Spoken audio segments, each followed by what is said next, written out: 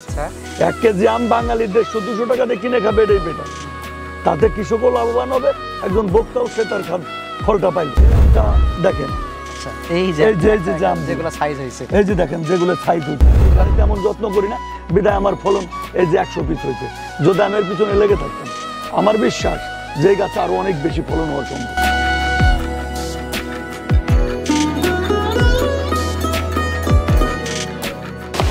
আসসালামু আলাইকুম দর্শক বন্ধু, এই মুহূর্তে আমরা দাঁড়িয়ে রয়েছি একটি শখের আম বাগানে। আপনারা হয়তো গত বছর এই আম বাগানের একটি পর্ব দেখেছিলেন, মানুষ বাণিজ্যিকভাবে আম বাগান গড়ে তুলছে। সেই জায়গা থেকে দাঁড়িয়ে ফরিদপুর সদরের যে হাটগোবিন্দপুরের আমাদের আলমাজ ভাই রয়েছেন। উনি শখের বাগানে বিদেশি আমের চাষ করছেন এবং শখের বাগানটা আস্তে আস্তে করে আমরা যেটা খেয়াল করছি যে ধীরে ধীরে বাণিজ্যিক বাগানের রূপ নিচ্ছে আস্তে আস্তে করে। হ্যাঁ, তো আসসালামু আলাইকুম। ওয়ালাইকুম আসসালাম ভাইজান, কেমন আছেন? আছি আলহামদুলিল্লাহ, আপনি ভালো আছেন? আলহামদুলিল্লাহ। যেটা পূর্বেই শুনলেন, আপনার শখের বাগানের প্রথম পর্ব আমরা দেখেছিলাম, আজকে এই বছরে আমরা দ্বিতীয়বার দেখাতে এসেছি। তো এখন আমাদেরকে একটু বলেন যে আমরা যেহেতু প্রথম বছরে জেনেছি যে কি কি আছে, অনেকে হয়তো জানতে পারেনি, নতুনদের উদ্দেশ্যে একটু বলেন যে কি কি জাত আছে আপনার টোটাল। আমার এখানে বিদেশি আমের মধ্যে চিয়াংমাই আছে, মিয়াজাকি আছে যেটাকে সূর্য ডিম বলে, রেড পালমার আছে, আপনার ব্যানানা আছে, চাকাপাত আছে, আপনার ওই আরেকটা হলো আপনার ওটাকে কি বলে 4 কেজি আছে, আপনার ব্রুনাই কিং যেটা আপনার দেশি আমের মধ্যে গৌরমতি আছে, মাশাআল্লাহ ভালো ফলন। ব্যানানা তো আছে ইনশাআল্লাহ, আমরুপালিও আছে, আপনার বাড়ি ফোরটা বাবা এটার কথা না বললে না, বাড়ি ফোর আছে ইনশাআল্লাহ আছে। আচ্ছা, আমরা একটু ঘুরে দেখাই। এটা কি চিয়াংমাই? এটা চিয়াংমাইয়ের বেশ ভালো সাইজ আসছে। জি, গত বছরে তো ভালো সাইজ দেখছিলেন। জি, আর এবছর একটু ফলন কিন্তু মানে গত বছরের চেয়ে কিন্তু ফলন একটু বেশি। আর এবছর বয়স বেড়েছে। জি, তারপরেও গাছে যে পরিমাণ ফল আর কি, এই যে দেখেন ফলের সাইজটা এবং কালারটা, আবার এই যে দেখেন। আর সবচেয়ে বড় বিষয় গত বছর কিন্তু এত থুকায় একটু কম ছিল, গাছের বয়সের সাথে ফলনও বাড়ছে। আর একটা জিনিস হলো এবছরে কিন্তু অতিরিক্ত তাপমাত্রার কারণে অনেক ফল ঝরে গেছে। আর আপনারা দেখতেছেন যে আসলে আমি এটা হলো শখের বসে, আমার মূল বাগান হলো পেয়ারা, বরই, লেবু, এগুলা আমগুলো এটা আমি শখের বসে করার কারণে এদিকে কিন্তু শখ পূরণ করতেও পারিনি ঠিক মতো, কারণ যত্নের একটু অবহেলা আছে। আচ্ছা, আপনি দেখতেছেন যে ঘাস আছে, একদম পুরো ঘাসে ভরে আছে, মানে এখানে যে কোথায় সার দিবে কোথায় সেচ দিবে। এই যে দেখেন, এই যে এটা রেড পালমার, তাই না? এই যে এই আমটা কিন্তু বেশি দিন বাকি নাই পাকার। আচ্ছা, খুব শীঘ্রই পেকে যাবে। হ্যাঁ, আর যেটা নাকি আমি একটা মিস হয়েছিল আমার এর আগে, যে আমি আপনার সূর্য ডিম বা মিয়াজাকিকে নিয়ে আসছিলাম, প্রথম যখন আনি তখন পালমার দিয়ে দিছিল, এখন কিন্তু সেটা সংশোধন হয়ে অরিজিনাল মিয়াজাকি। এই যে কাছে থেকে দেখি, এই যে দেখেন এটাই অরিজিনাল মিয়াজাকি এবং সূর্য ডিম যেটা, এটা তো দারুণ কালার। আর দেখেন গাছের বয়স কিন্তু একেবারে অল্প। আচ্ছা, এই ছোট্ট গাছে কিভাবে ধরছে, ওই যে দেখেন। আচ্ছা, ছোট ছোট গাছে, বেশ ছোট গাছে মানে অনেক ধরছে। আচ্ছা, আপনার গাছের বয়স কতদিন হলো? গাছের বয়স এগুলো লাগাইছি আজকে 1.5 বছর হয়েছে। যেটা নাকি ম্যাজিক, এটার বয়স 3 বছর। আচ্ছা, চিয়াংমাই গত বছর তো ফল খাইছি ইনশাআল্লাহ। এই যে কিন্তু এই যে দেখেন এই ইটেমুগুরের মতো হয়েছে, ছায়ার কারণে কিন্তু কালার আসতে পারে না। আচ্ছা, এটা কি? এটা চাকাপাত। জি, আচ্ছা, একটু রোদ পাইলে বোধহয় মানে এটা ছায়ার কারণে। আর ব্যানানা তো এটা সবাই চিনে, জি, ব্যানানা না চেনানোর কিছু নাই। আর ওই যে আমরুপালি আছে কম বেশি। আসলে আমরুপালিটা আমার আম্মা খুব পছন্দ করে, যে কারণে আমার আমরুপালি গাছ লাগানো। আচ্ছা, কারণ আমরুপালি এখন অনেক পুরাতন একটা জাত, কিন্তু আমার মা আমরুপালি খুব পছন্দ করে। আমরা একটু ব্যানানা দেখি, এদিকে এই যে দেখেন, একটু আমরা এইদিকে আসি। এই যে দেখেন একেবারে ভিতর দিয়েও ধরে, একেবারে অন্ধকারে দেখেন কিভাবে ধরে রয়েছে। এই যে দারুণ ফলন আসছে। আর আমার ওই যে পেয়ারা বাগানের মধ্যে বুঝছেন কয়েকটা আম গাছ আছে, ব্যানানা আর বাড়িফুর ভরপুর ধরছে। আচ্ছা, পেয়ারা বাগানের ভিতরে আম দেখছি, আরো কিছু কমলা মালটাও দেখতে পাচ্ছি। তো এই যে মোটামুটি গাছের দূরত্বগুলো কেমন দিচ্ছেন? আমি ভাই আসলে এই আম গাছগুলো দিছি হলো 12 ফিট।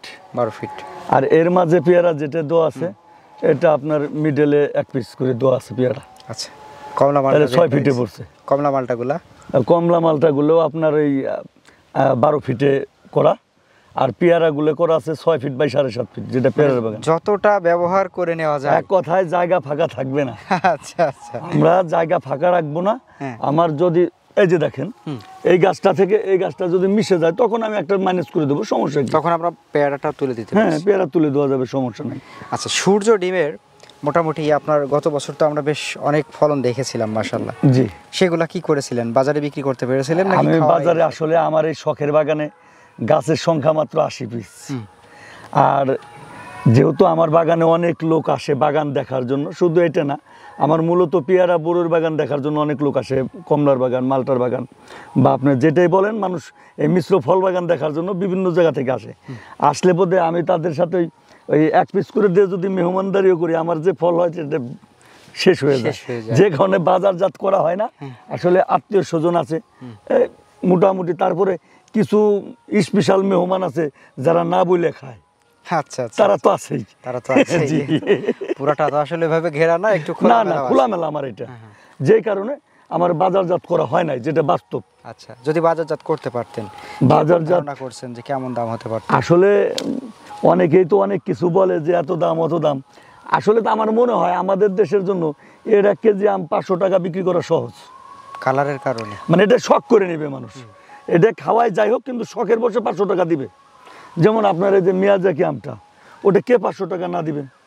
চিয়াংমাই, এটা এগুলা কিন্তু চিয়াংমাই, মিয়াজাকি, চাকাপাত, এগুলো আসলে শখের বসে নেবে টাকা দিয়া।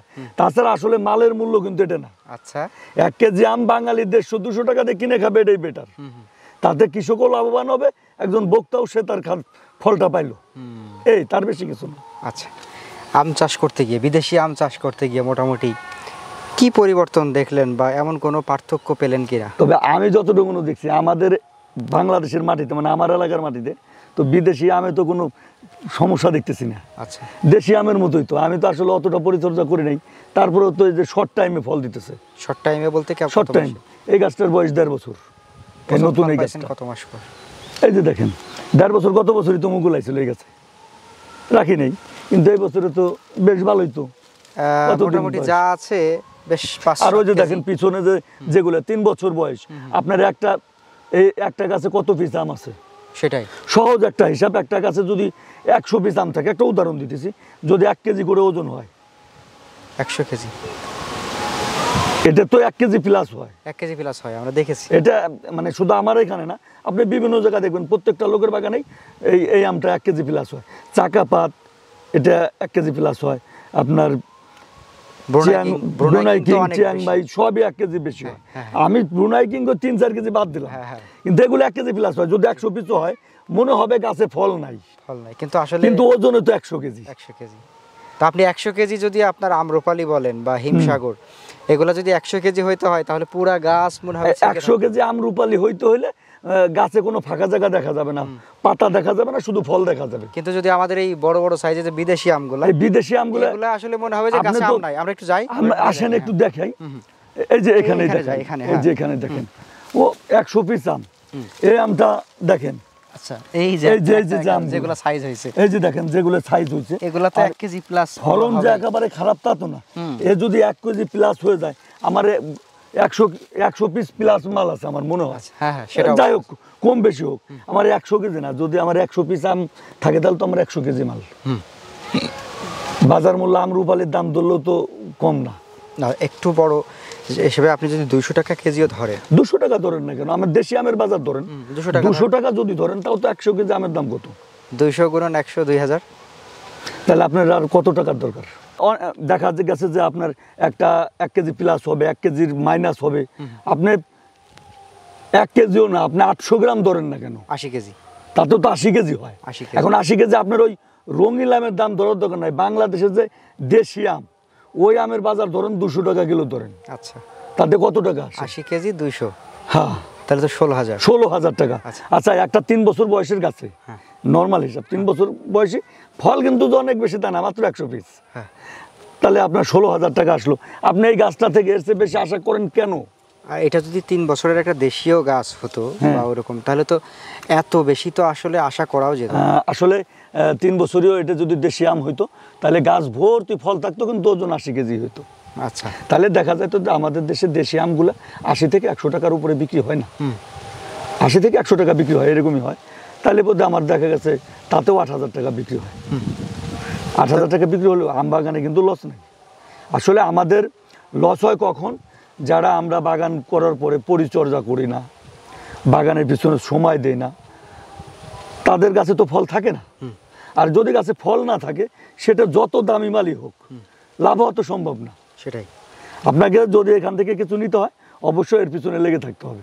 যেমন আমার কথাই বলে, আমি এখানে তেমন যত্ন করি না, বিদায় আমার ফলন এই যে 100 পিস হয়েছে। যদি আমি এর পিছনে লেগে থাকতাম, আমার বিশ্বাস যে এই গাছে আরো অনেক বেশি ফলন হওয়া সম্ভব। আচ্ছা, বিদেশি জাতের আমগুলো, বিদেশি জাত। আর বিশেষ করে আপনি একটা জিনিস খেয়াল করে দেখেন, মিয়াজাকি, আপনার চিয়াংমাই, আপনার রেড পালমার, আচ্ছা ফলন কি কোথাও কম আছে?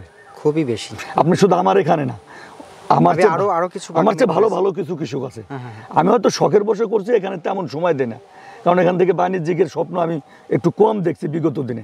এখন কিন্তু দেখতেছি, কারণ এখন আমার লোভ জাগে যে কি রে, 1 পিস আম 800 গ্রাম ধরলাম, এখন আপনার বললাম 1 কেজি আছে, 1 কেজির কম আছে, কিন্তু তাহলে যদি 100 পিসও হয়, গাছে আম নাই তারপরেও 100 পিস আম আছে, তাহলে আমার এখন স্বপ্ন দেখতে আর দোষ নাই। এখন কিন্তু আমি দেখি স্বপ্ন যে আমার পেয়ারার বাগান যেহেতু আছে, এর মধ্যে আমি মিশ্র আম করতেই পারি।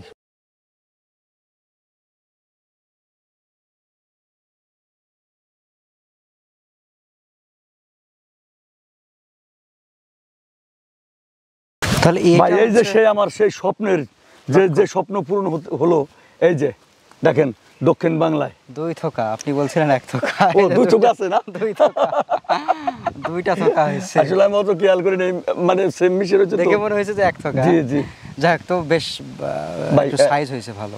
সবচেয়ে বড় মজার বিষয় হলো, অনেকেই বলছে যে আমাদের ফরিদপুরের মাটিতে নাকি লটকন হবে না। তারপরেও আমি যখন নাকি ট্রেনিং গেলাম একবার মাদারীপুর হর্টিকালচারে, স্যারে বললাম, স্যার আমি তো লটকন লাগাইছি। স্যার কয় কত পিস? আমি বললাম স্যার 20 পিস লাগাইছি। কয় তুমি এত বড় রিস্ক নিছো কেন? তুমি 2-1টা দিয়ে ট্রাই করতা। স্যার আসলে তো এত কিছু বুঝি নাই, লটকনটা তো আসলে আমার লটকন গাছটা কিন্তু একটু রৌদ্রে পড়ছে, তো আমার এখন মনে হয় যে না, আমাদের ফরিদপুরের মাটিতে লটকন হবে, যেহেতু এখানে ধরছে। তবে ছায়া করতে হবে, তবে হ্যাঁ, নিঃসন্দেহে ছায়া করতে হবে, আমার মতো রৌদ্রে করা যাবে না। আর যে জায়গাটা কোনো কাজে লাগে না, ওই জায়গাটা লটকনের জন্য পারফেক্ট। তো দর্শক, আপনারা এই ব্যাপারটা একটু নোটিস করতে পারেন যে আপনারা যারা হচ্ছে ফল বাগান বাণিজ্যিকভাবে করবেন, তারা আশেপাশের বা যদি পারেন এখানেও আসেন। আমার এখানে আসলে সমস্যা নাই, তবে যদি আপনার এখানে আসতে সমস্যা হয়ে থাকে যে না আমার জন্য অনেক দূর হয়ে যায়, তাহলে তার নিকটবর্তী বাগানগুলো হচ্ছে ভিজিট করেন, নিকটতম বাগানগুলো ভিজিট করে সে বাগান করবে। আমি বলবো যে আপনারা ফল গাছ রোপণ করবেন, সেটাই এক কথায় ফল গাছ রোপণ করবেন, যেখান থেকেই হোক আচ্ছা করতে হবে। হ্যাঁ, তো দর্শক, আশা করছি একটা ভালো পরামর্শ পেলেন। আশা করছি আপনারা এভাবে করে ফল বাগান করে বাংলাদেশে যে বিদেশ থেকে ফল আমদানি নির্ভরতা, সেটা কমিয়ে আনতে পারবেন এবং আমরা একটা সুখী সমৃদ্ধশালী বাংলাদেশ গড়ে তুলতে পারবো ইনশাআল্লাহ। ইনশাআল্লাহ। ভালো থাকবেন। আসসালামু আলাইকুম। ওয়ালাইকুম আসসালাম।